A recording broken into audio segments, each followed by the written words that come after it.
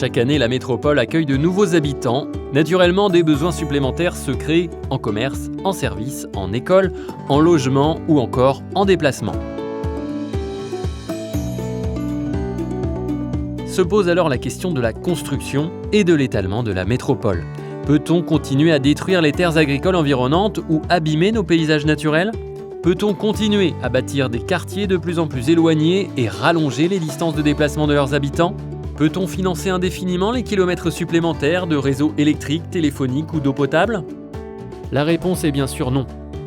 Et c'est le Plume qui apporte un certain nombre de solutions à la double problématique démographique et de préservation de l'environnement.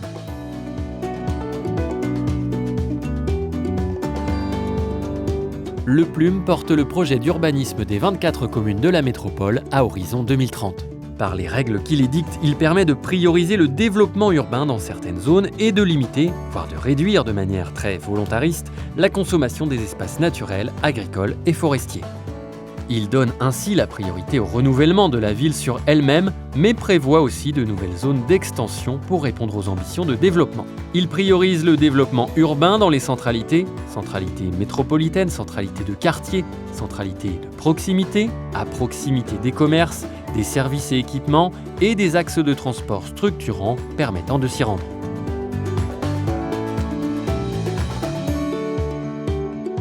Le Plume s'est d'abord fixé des objectifs chiffrés et réalisables.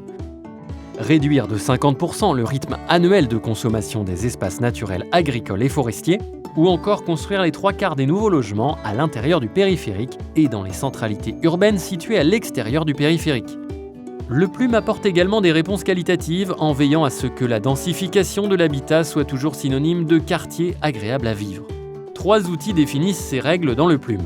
Le règlement graphique avec la définition des secteurs UMA, UMB, UMC, où le développement urbain est privilégié.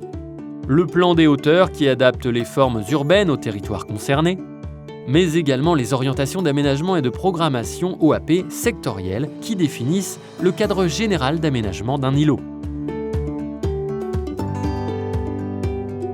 Tous ces dispositifs visent à rendre la métropole toujours plus accueillante, respectueuse de ses habitants et de leur environnement naturel. Une métropole toujours plus responsable, la métropole de demain.